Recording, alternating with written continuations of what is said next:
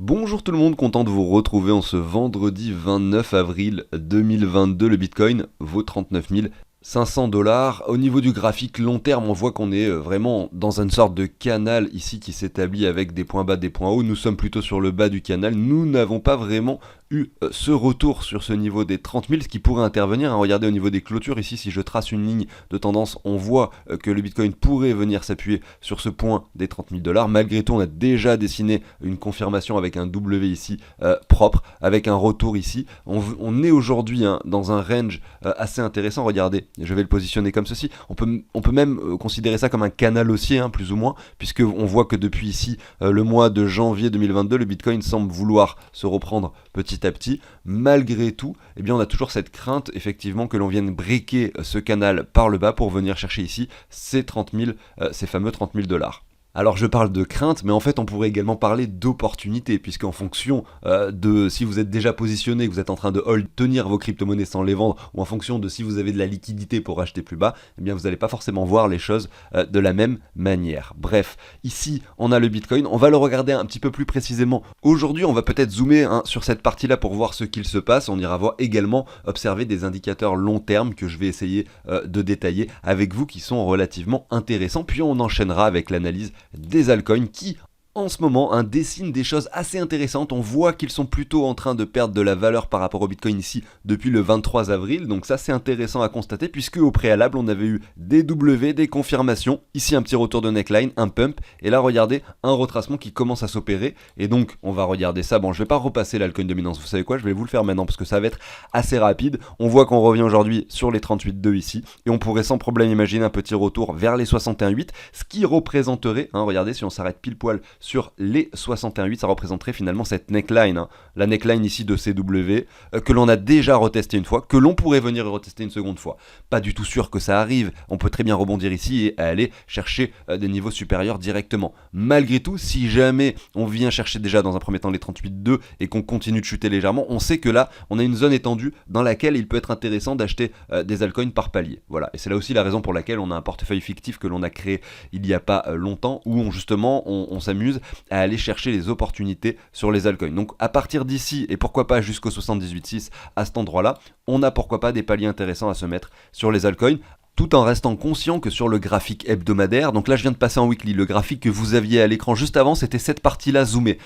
Eh bien, si on regarde sur le plus long terme, on constate qu'effectivement, on a quand même cette crainte, ou disons, pourquoi pas, comme je le disais tout à l'heure, cette opportunité que le marché pourrait nous offrir, de retourner sur cette ligne ici de tendance. Donc c'est vrai qu'ici, comme je le disais, il y a pourquoi pas des paliers à se mettre, c'est vrai. Malgré tout, c'est vrai qu'on a toujours cette crainte de pouvoir revenir sur cette ligne de tendance et se garder des ultimes paliers au cas où, si jamais l'alcoin dominance devait revenir par ici, pourrait être intéressant. À savoir que si derrière ça chute plus bas et qu'on a des confirmations avec des clôtures plus bas que cette ligne, là à ce moment-là ça risque de sentir mauvais sur un marché baissier beaucoup plus long terme, pourquoi pas jusqu'à 2024, et on pourrait voir des altcoins qui par rapport à leur sommet de 2021 descendent à moins 90, moins 95% pour certaines d'entre elles, et bien ça c'est possible. Donc attention à tout ça, se mettre des paliers c'est toujours intéressant, mais c'est vrai que se garder toujours 10-15% au cas où si on vient chercher des niveaux bien inférieurs sur les altcoins peut toujours être intéressant, même si vous avez votre portefeuille assez négatif pendant une période, ça vous permettra d'être assez confiant et de racheter sur des prix vraiment très faibles pour ensuite profiter d'une hausse qui pourrait intervenir et qui serait à ce moment-là très intéressante pour vous parce que vous auriez lissé vos achats. Alors quand je pars de paliers etc. ici, je suis sur l'altcoin dominance, donc je parle pas d'une crypto précise en fait, je suis en train de faire une généralité sur les altcoins. C'est-à-dire que si vous voyez ce graphique qui chute, vous pouvez très bien vous mettre des alertes. À ce moment-là, l'alerte est déclenchée et vous vous dites « Ah, c'est le moment où je peux acheter et diversifier mon portefeuille avec beaucoup d'altcoins. » À ce moment-là, vous allez voir les graphiques des altcoins par rapport au dollar ou au bitcoin en fonction de la monnaie avec laquelle vous voulez les acheter. Et puis, vous allez regarder celles qui sont potentiellement intéressantes pour le faire et pas aller acheter celles qui sont sur des sommets. Parce que malgré le fait qu'on ait une altcoin dominance qui chute, on a toujours des altcoins qui se séparent du lot et qui performent pendant cette période, et c'est pas celle-ci qu'il faut aller voir, évidemment c'est pas celle dont tout le monde parle sur les réseaux qu'il faut aller acheter. En tout cas c'est mon avis et c'est comme ça que je procède. Bref, vous l'avez compris, aujourd'hui on va parler du Bitcoin, ensuite des altcoins, on va regarder certaines qui sont quand même assez fortement capitalisées, probablement dans le top 10, peut-être le top 20. On va voir. En tout cas, n'hésitez pas à vous abonner, à liker si le contenu de la chaîne vous plaît. Moi je vous passe la petite introduction et je vous dis à tout de suite.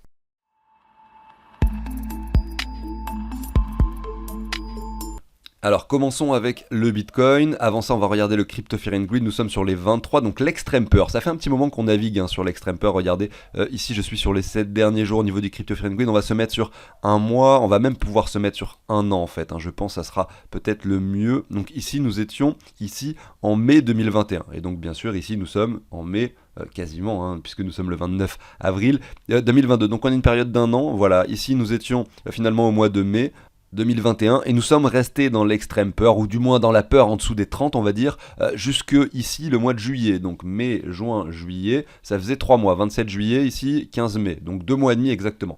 Ensuite on vient chercher un sommet ici, en août 2021, au niveau du Crypto Fear and Greed, là ici ça redescend au niveau des 20 assez rapidement, alors je vais essayer de vous matérialiser ça sur le cours en fait. Ici, voilà, c'était l'extrême peur sur le Crypto Fear and Greed, à cet endroit là, on était sur un sommet au niveau du Crypto Fear and Greed, le 30 août 2021, donc ça correspond, là, ce point-là, sur laquelle je viens de mettre le cercle jaune, ça correspond finalement à ces sommets-là ici, voilà. Vous voyez, donc on était revenu sur les 80 au niveau du Crypto Fear and Greed. Donc qu'est-ce qui s'est passé? Forcément le cours a retracé légèrement, puisque ici nous sommes passés des 52 000 $ pour sur une mèche aller chercher les 39 000.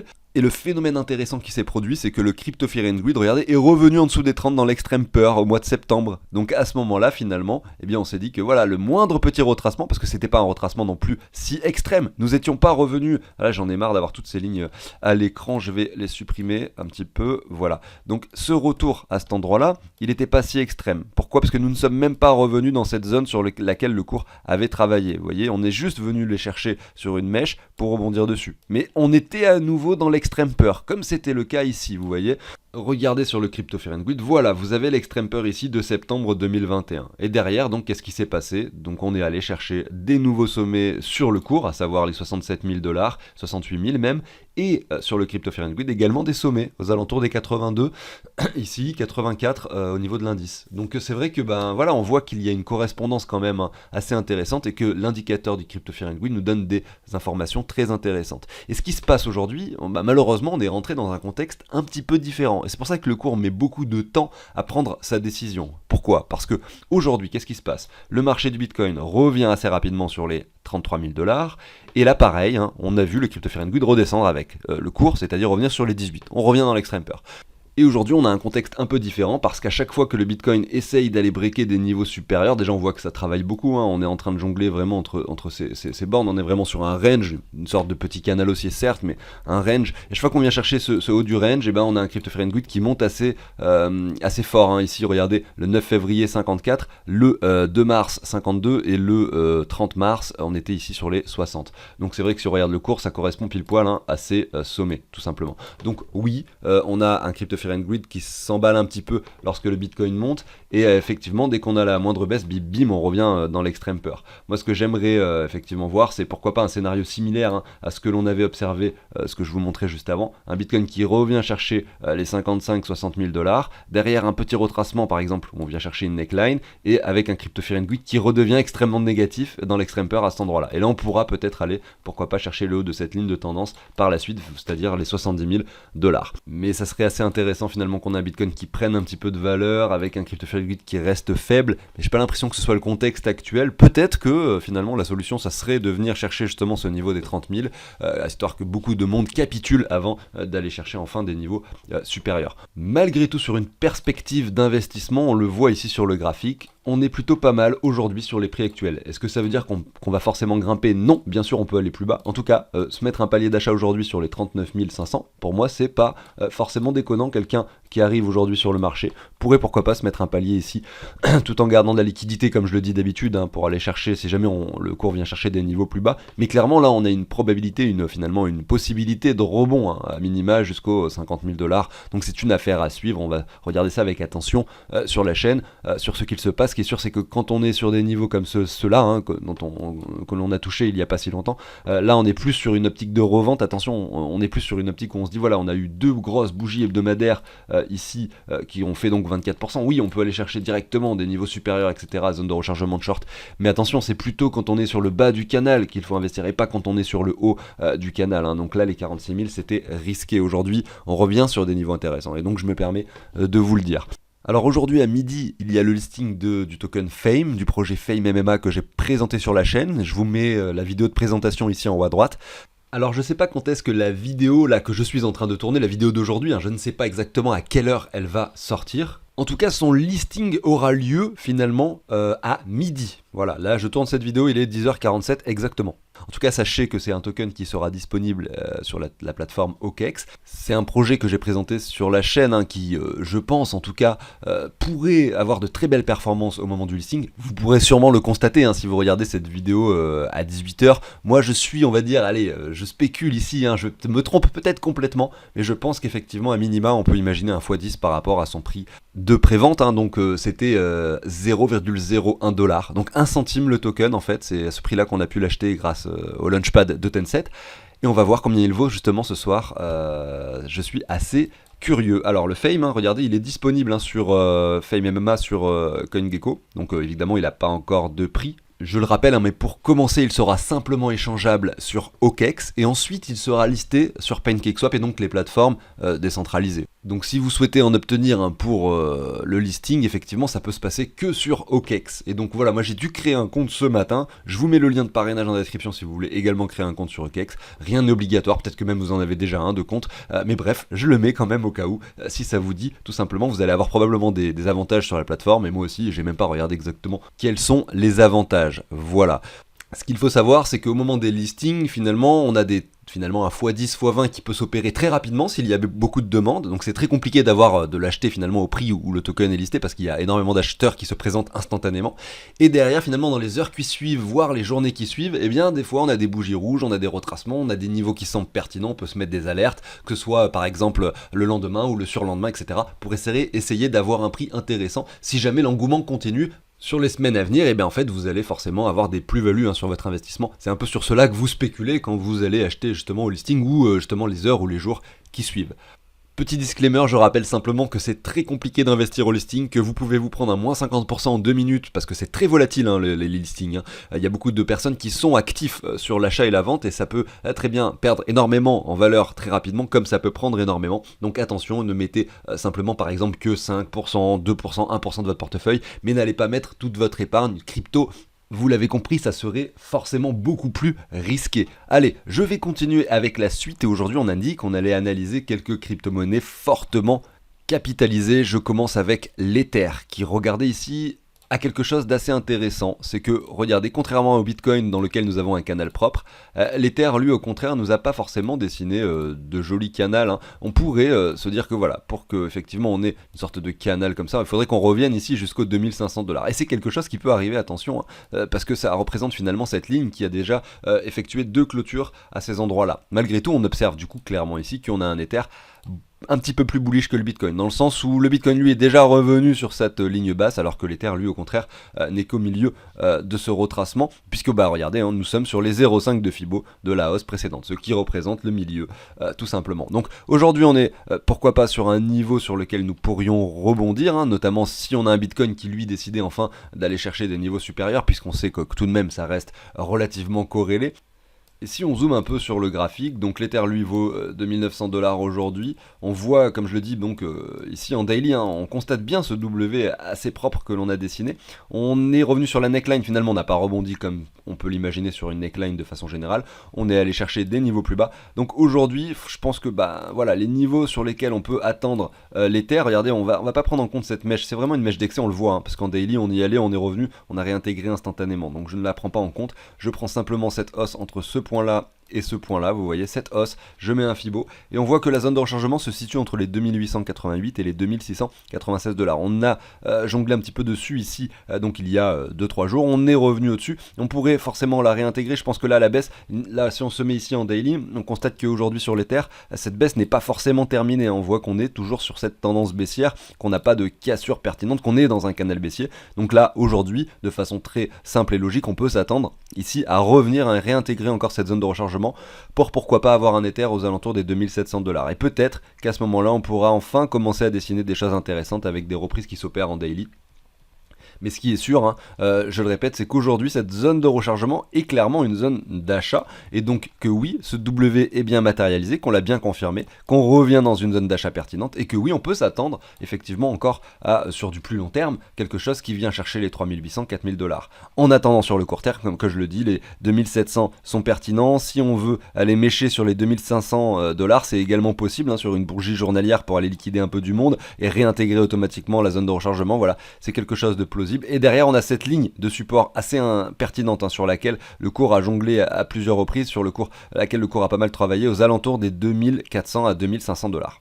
Donc ça, c'était pour l'Ether. On voit qu'on peut se mettre une ligne, regardez ici, si je me mets comme ça sur le graphique, on voit qu'on a cette sorte de ligne de tendance qui se dessine cette fois-ci sur du très long terme. Là, je suis pas sur du court terme, qui sera forcément, enfin en tout cas, on peut l'imaginer cassé par le bas à un moment donné. Pour l'instant, c'est pas le cas. À chaque fois qu'on vient dessus, on rebondit à la hausse. Est-ce que là, ça va être encore le cas? J'en sais rien. En tout cas, là, le cours se reprend pile poil sur l'approche de cette ligne. C'est intéressant. On a un RSI qui diminue. On a eu ici un W également qui s'est dessiné sur le RSI. On a pas mal finalement de signal un peu bullish, hein, sur l'Ether également, malgré ce retracement. Je pense que là, aujourd'hui, ce qu'on est en train de vivre, c'est quelque chose d'assez intéressant. On voit sur les réseaux quand même que beaucoup de gens sont relativement bearish, ou sont plutôt même relativement ennuyés de ce marché qui ne fait rien depuis plusieurs mois.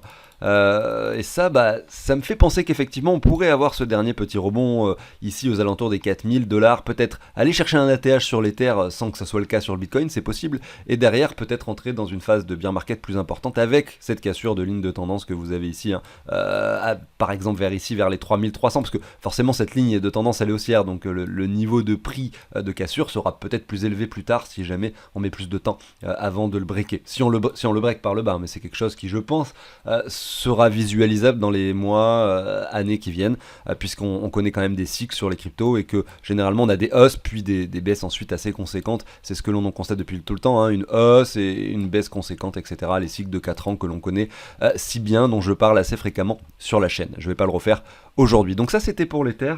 On va aller voir un petit peu maintenant la troisième plus grosse crypto-monnaie en capitalisation. Il s'agit du Binance Coin. Par rapport au dollar ici, et vous voyez, on a un graphique à peu près similaire à celui de l'Ether.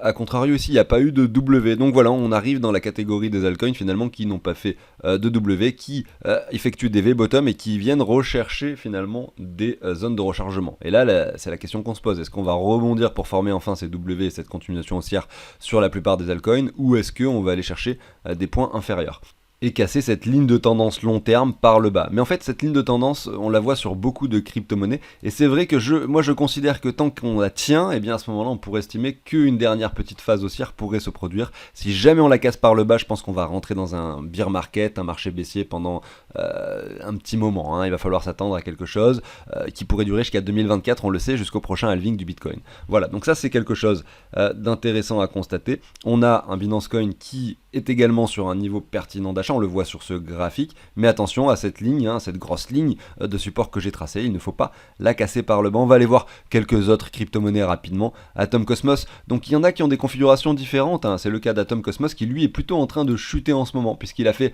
ses vraies performances, contrairement au Binance Coin qui lui avait fait son ATH en mai 2021. Lui, le Atom Cosmos a fait son ATH ici, son sommet en septembre, et également il a retesté en janvier 2022, donc c'est très récent. Donc oui, son sommet est beaucoup plus récent.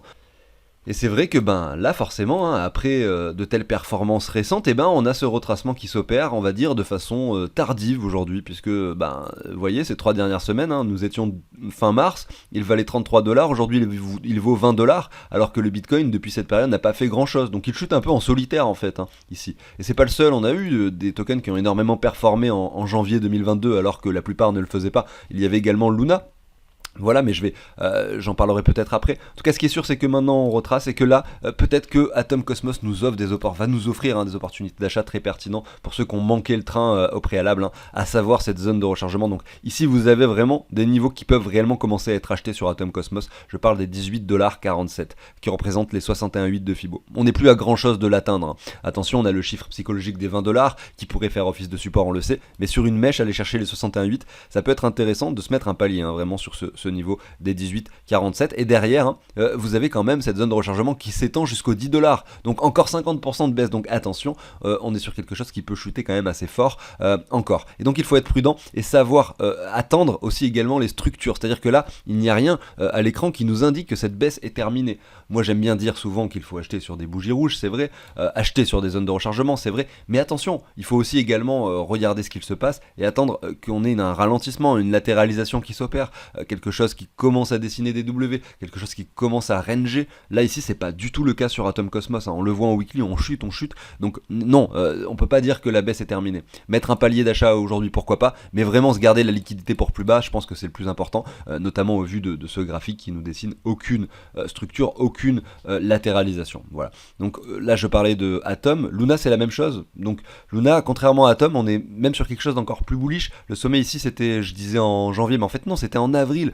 Donc regardez 28 mars ici, c'est le sommet, c'était ici. C'est très récent. Lorsque le Bitcoin a touché les 46 000 $, on a Luna qu'on a profité pour faire un sommet également. Donc là vous voyez, on a cette ligne qu'on peut se dessiner avec seulement 2 touches. On peut venir la retester sans problème assez prochainement aux alentours des 67 $. Donc oui, on a touché les 117 récemment, mais effectivement les 67 pour moi pourrait être un prix qui commence simplement à devenir intéressant. Moi je vais vous dire la vérité, j'ai manqué le train sur Luna, j'en ai jamais acheté en fait. J'en ai acheté des petites sommes juste parce que en fait quand moi c'est ça qui est marrant, c'est que je sais qu'il faut pas acheter sur des bougies vertes, qu'il faut pas acheter quand les prix sont trop élevés, mais il y a des moments où j'arrive pas à résister, je me dis mais c'est émotionnel, hein, c'est compliqué à gérer, mais des fois je me dis il faut absolument que j'en ai dans mon portefeuille, elle fait partie du top 10 etc. C'est une crypto-monnaie à fort potentiel, je me renseigne sur le projet, trop tard du coup, je vois qu'il y a des choses très intéressantes sur la partie décentralisée avec le stablecoin UST qui est complètement décentralisé, etc. Mais je me suis rendu compte de tout ça déjà trop tard. Et donc qu'est-ce que j'ai fait ? J'en ai acheté une très très petite somme. C'est ça que je fais généralement quand j'ai très très envie de FOMO.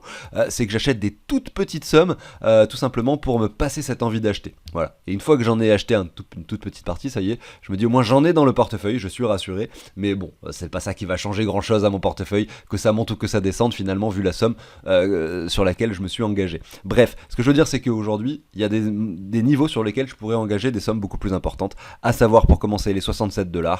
Et ensuite, pourquoi pas, si le marché devient plus baissier, commencer à rentrer de façon beaucoup plus agressive aux alentours des 45 $ qui représentent les 61,8 et jusqu'aux 25 $. Là, on a notre zone de rechargement. On peut aller plus bas, pourquoi pas se garder 10% de ce qu'on va investir ici pour les 85,4 à 17 $ ou même ici les 11 $.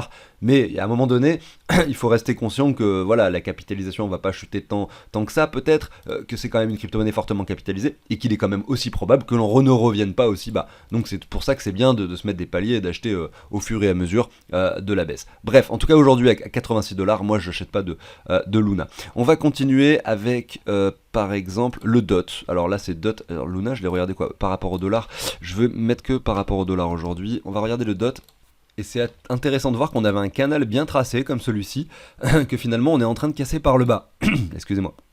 Et vous voyez, on le casse et on le reteste sur la clôture une fois, on le reteste sur la clôture 2 fois, et ensuite on rebondit à la baisse à chaque fois. Voilà, c'était un joli niveau de support qu'on a cassé par le bas, donc maintenant on s'en sert de résistance, donc le cours résiste dessus. D'ailleurs, regardez, si je me mets en ligne, on le voit bien ceci, hein. On le casse par le bas, on vient le retester, donc la neckline, hop, on vient chercher un point plus bas, on revient tester à nouveau, on vient chercher un point, est-ce qu'il est plus bas que le précédent ? Oui, on est quasiment sur le point d'à nouveau faire un plus bas. Donc là, ça va être comme, on va commencer à trouver des zones vraiment où on pourrait se poser la question de si c'est intéressant ou non d'acheter du DOT, hein. Donc le Luna, je disais, c'est pas forcément le meilleur moment. En revanche, le DOT, hein, pourquoi pas ? Regardez, si on prend ce point-ci et ce point haut à cet endroit-là, on est pile poil dans la zone de rechargement, donc jusqu'au 13,68 $. Donc là, clairement, il y a vraiment des niveaux pertinents pour investir, pourquoi pas des sommes assez conséquentes sur le DOT de Polkadot. En plus de ça, on observe ici que l'on effectue un nouveau sommet, hein. Donc ici, finalement, on arrive à faire ici un plus bas, un point bas encore plus bas que le précédent, un point haut plus haut que le précédent. Et donc là, c'est peut-être le début d'un canal en expansion, parce que finalement, c'est ça qui se passe quand on a un point bas ici qui n'est plus le plus bas, parce qu'on vient casser l'ancien sommet comme ceci, qu'on vient chercher un point plus bas, un point plus haut, etc. On a un canal en expansion qui se crée. C'est quelque chose qu'on constate assez rarement, mais finalement, j'en ai matérialisé plusieurs fois sur la chaîne, et on a l'impression que c'est un peu ce qui se produit ici, hein. Parce que là, on a l'impression qu'on va aller chercher encore un point plus bas que le précédent, et qu'on peut avoir ce canal en expansion qui se dessine. Donc pour essayer de choper le point bas de ce canal en expansion, on pourrait du coup se remettre en ligne par exemple, aller chercher, alors je vais enlever ceci, voilà, aller chercher quelque chose comme ça, vous voyez, et essayer d'attendre, de voir un petit peu quel prix, essayer de choper des prix par ici aux alentours des 14 voire 13 dollars. Et on a vu tout à l'heure en plus que ce prix des 13 dollars correspond, je vous le remets ici, à peu près au 78,6 de Fibo. Donc si on a ce canal en expansion qui se vérifie, là il y a quelque chose, peut-être un coup à jouer sur le DOT avec un retour sur cette zone des 78,6 aux alentours des 14 dollars pour ensuite pourquoi pas venir chercher à nouveau cette ligne aux alentours des 29. Donc là il y aurait peut-être un petit coup à jouer, à voir derrière si on arrive à réintégrer cette zone de prix, ce range que l'on avait établi depuis très longtemps, ou si on va plutôt s'aplatir dans cette zone de prix ici et que effectivement nous entrons dans un marché un peu plus baissier, comme je le disais tout à l'heure, peut-être jusqu'en 2024. On va aller voir un petit peu Solana par rapport au dollar, et ça va être la dernière crypto que je vous passe aujourd'hui. Donc Solana, il a effectué son ATH ici le 8 novembre 2021 en touchant les 260 dollars. Aujourd'hui on se retrouve sur les 96, on a eu cette petite performance. Comme le Binance Coin, on a un V-bottom qui est dessiné, on est simplement en train de retester les niveaux, et là c'est assez douteux comme situation parce qu'on ne sait pas, on n'a pas de structure confirmée encore, donc on n'a aucune indication qui nous est donnée en nous disant voilà, on est prêt à aller chercher des niveaux supérieurs. On voit qu'on a quand même un canal comme ceci qui a été breaké, donc c'est déjà un bon signe, on est peut-être en train de commencer à latéraliser. Malgré tout, on n'est pas à l'abri d'une continuation et d'un nouveau plus bas. Il faudrait vraiment qu'on vienne s'arrêter. Alors regarde, on est pile poil dans cette zone de rechargement, je vais zoomer un petit peu pour qu'on puisse la visualiser. On est pile poil dans cette zone de rechargement entre les 104 et les 93 dollars, ici sur le Solana. Et ce qu'on aimerait bien voir pour une continuation haussière, c'est vraiment ici un marché qui vient casser cette ligne des 136. Et à ce moment-là, ça sera vraiment porte ouverte pour Solana pour aller dans un premier temps aller chercher, regardez si je récupère cette baisse ici, les 195 aux 227 dollars. Donc la chose qu'on peut faire également, c'est reprendre toute cette hausse ici et voir où est-ce qu'on se situe. Vous voyez que là, on est dans la zone de rechargement également, qui se situe entre les 103 et les 59 dollars de toute cette hausse. Donc là, c'est sur du long terme finalement. On a un Solana, comme je le disais, qui peut effectuer un nouveau plus bas. Et si c'est le cas, eh bien son prochain support, ça sera les 60 dollars. Derrière, à voir si on arrive à construire quelque chose à ce niveau-là, si jamais ce scénario se produit, ou si justement on est déjà en train de construire quelque chose. Mais souvent, on aime bien réintégrer de façon propre les zones de rechargement. Là, c'est pas le cas. On la réintègre pour repasser au-dessus directement. C'est possible. Vraiment, je serais vraiment pas étonné de voir Solana qui chute encore vers les 70 à 59, voilà, à 60 dollars, grosso modo.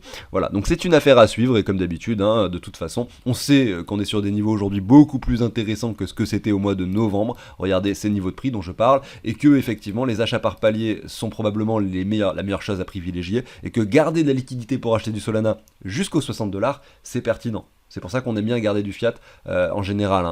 Quand je dis fiat, je veux dire plutôt de l'USDT, de l'USDC, des stablecoins. Vous pouvez acheter des stablecoins indexés à l'or si vous voulez. En avoir plusieurs pour limiter les risques, c'est bien d'avoir plusieurs stablecoins. On n'est pas à l'abri qu'il y en ait un qui a un problème, comme c'était le cas par exemple récemment sur l'USDN, qui est je crois la 6 ou 7e plus gros, enfin le 6 ou 7e plus gros stablecoin, qui a eu un souci et qui est redescendu aux alentours des 0,7 dollars alors qu'il est censé valoir toujours 1 dollar. Donc attention, diversifiez vos stablecoins, mais gardez-en toujours au cas où pour les baisses et pour pouvoir recharger vos cryptos au fur et à mesure quand les prix descendent et que vous avez des opportunités qui vous semblent très intéressantes.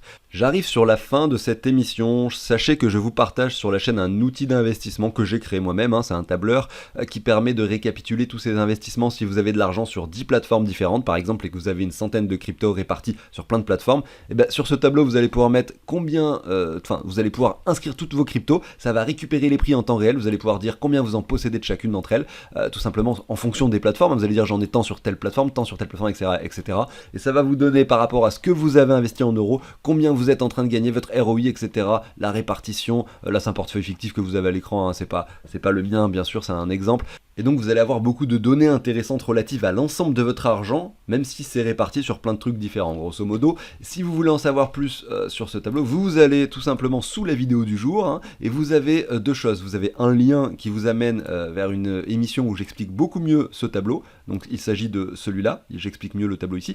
Et ensuite, vous avez un lien qui vous amène vers le site de CryptOrganize pour effectuer une donation si jamais ça vous intéresse d'obtenir cet outil. Ceci étant dit, merci à tous d'avoir écouté cette vidéo, cette émission. Pensez à l'abonnement, au like si le contenu de la chaîne vous plaît. Moi, je vous souhaite une excellente journée, un excellent week-end surtout. Et je vous dis à très bientôt sur la chaîne. Salut tout le monde.